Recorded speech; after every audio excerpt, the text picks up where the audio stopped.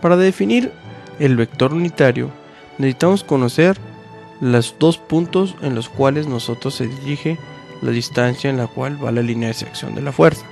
La dirección de la fuerza está definida por la ecuación de dichos puntos, el vector M. El punto M con coordenadas x1, y1 y z1, y el punto N con coordenadas de x2, y2, z2. Bien. Entonces, primero tenemos que definir el vector distancia. El vector distancia D va a ser igual a la distancia de x en y más la distancia de x de y en j más la distancia de z en k. Bien, esta distancia. La distancia en x va a ser igual a la x2 menos la x1. La distancia de y va a ser igual a y2 menos la y1. Y la distancia de z va a ser igual a z2 menos z1. Ahora bien, esto los usamos para definir el vector distancia. Y como el vector fuerza F es igual a la magnitud de la fuerza entre el vector unitario lambda, el vector unitario lambda va a ser igual a 1 entre la magnitud de la distancia, esta distancia, por el vector distancia, que es de x en y, de y en j y de z en k. La magnitud de la distancia la vamos a encontrar sacando raíz cuadrada a toda esta suma al cuadrado. ¿Sí? Primero sacamos de x al cuadrado más de y al cuadrado más de z al cuadrado. Sacamos la raíz cuadrada y eso nos da el vector distancia. Bien, ahora las componentes en x va a ser igual a f de x entre d. La componente en y va a ser igual a f por la distancia y entre d, más la componente z va a ser igual a la f total magnitud entre dz sobre d.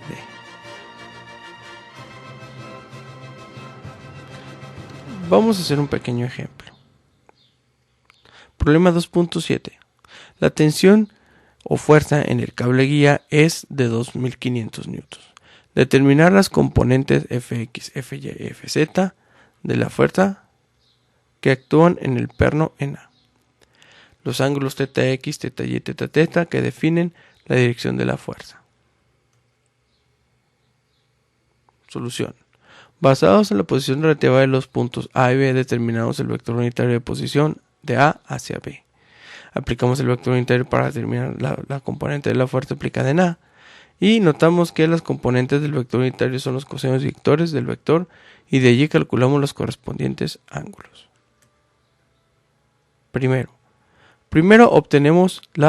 definimos los puntos. El punto A de coordenadas 40, 0 porque está en el plano donde el origen, en y menos 30 porque son 30 hacia atrás.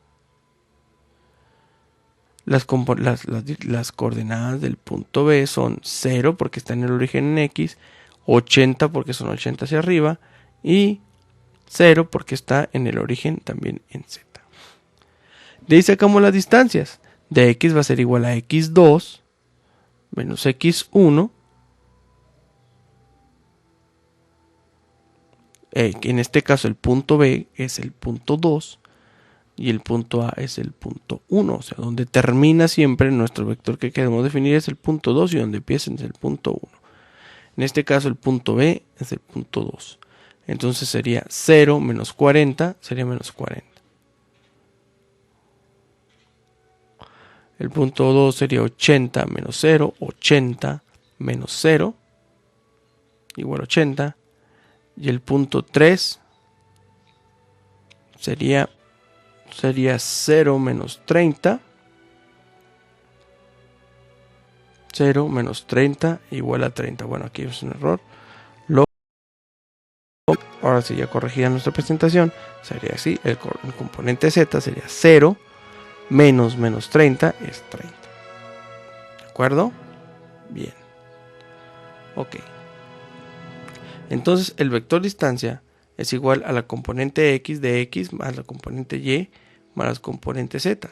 Si sustituimos estos valores, tenemos que el vector distancia de AB va a ser igual a menos 40 y más 80j más 30 en k. el valor absoluto del vector AB va a ser este al cuadrado más este al cuadrado más este al cuadrado, todo raíz cuadrada, y sacamos nuestro vector, nuestra valor absoluto del vector distancia D. Bien, ¿para qué nos sirve el vector distancia D? Pues para definir el vector unitario. Dijimos que el vector unitario era igual a 1 entre la distancia AB por el vector distancia de XY más de YJ más de ZK.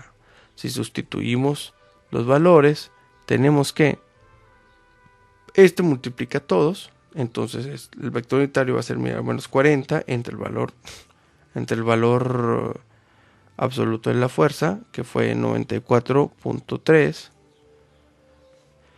más 80J, que era el valor del vector unitario, más 80J entre su valor, entre 94.3, que es el valor de la distancia absoluta, y 30K entre 94.3.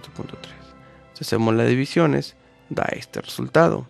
Este es el vector unitario de A hacia B.